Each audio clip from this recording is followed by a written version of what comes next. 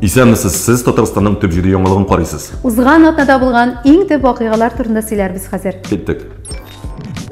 14 октябрьдә Шәкшәк көне билгеләп үтелде. Татар халкының әлеге тәмтумы Татар милли аш-су өлкәсенең иң популяр ризыгыннан санала.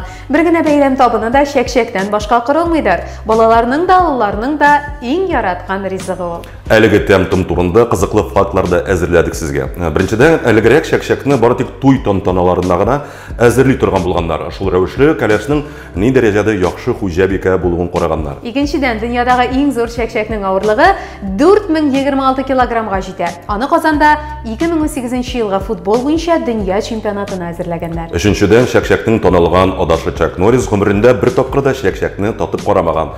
Яңгырлы көннәрдә тәнинкәне бизәүче кояш сыман якты татлы ризык һәрберегезнең дә күңеленә хуш киләчәк. Уфада 38 яшендә, Башкортстанда да, Татарстанда да билгеле виртуоз баянчы Айнур Фатыйхов вафат булды.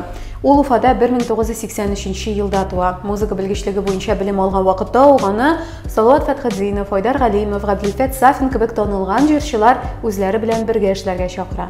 Баянда уйнаудан кала Айнур тагын аккордеон, урай кубыз һәм башка музыкаль уен коралларында уйный белә иде. Соңгы концерт сезонын Айнур Фатыйхов Ришат Төхфәтуллин төркеме белән эшли. Соңгы 2 атнаны шаулаткан төп коррупцион скандал Сафиуллин полиция бүлеге начальнигы Алексей Ершов белән бәйле.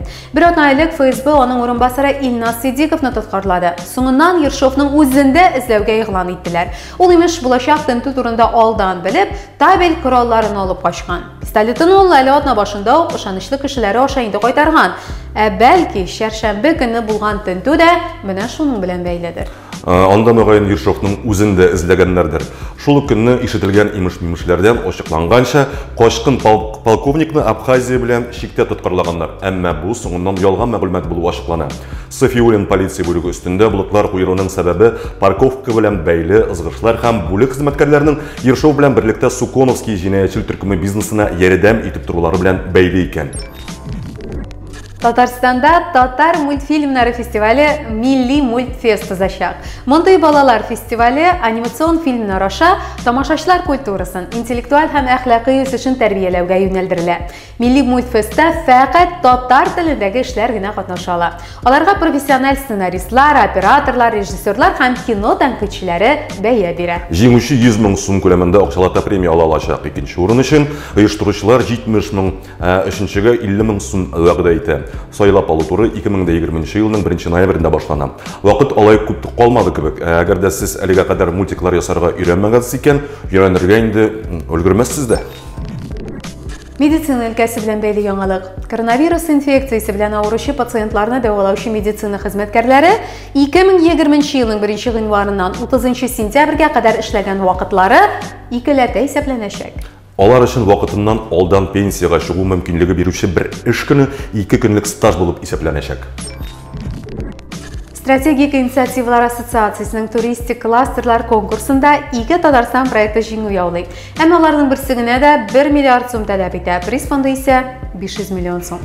Наталья Фишман Бекмамбетова командасы тагын 2 елдан Зәңгәр күлләр һәм Кама тамагын экотуризм оазисларына әверелдерәчәген белдерә. Күлләр территориясе 5000 гектарга кадәр киңәеп, анда 133 километрлык туристлар сукмаклары салыначак. 24 квадрат метр инвестицион объектлар торгызылачак. Тагын көймә станцияләре, балалар лагерьләре, велосипедларны прокатка алу һәм җәмәгать туклану пунктлары булдырылачак. Кама тамагында шулай ук экосукмаклар, кыяга менү урыннары, багги дәйрү һәм Юрьев мәгарәсенә бару мөмкинлекләре тудырыла. Көтәбез. Сентябрь айында язучы Галимҗан Ибрахимовның Алмачуар повесте буенча фильм төшерә башлаулары билгеле булды. Фильмны Alma Pictures Казахстан продюсер компаниясе һәм Татар кино төшерә. Шуңа да вакыйгалар Казахстан белән Татарстан җирләрендә төшереләчәк. Төп рольне татар җырчысы Алсу Абелханова башкарачак. Ул төп геройның әнисен уйнаячак. Фильм нигезендә Гади крестьян малае Закир белән аның аты арасындагы дуслык алынган. Картина 2021 елда күрсәтелер дип уйланыла. Узган атнаны билгеләгән төп яңалыклар шушылар иде.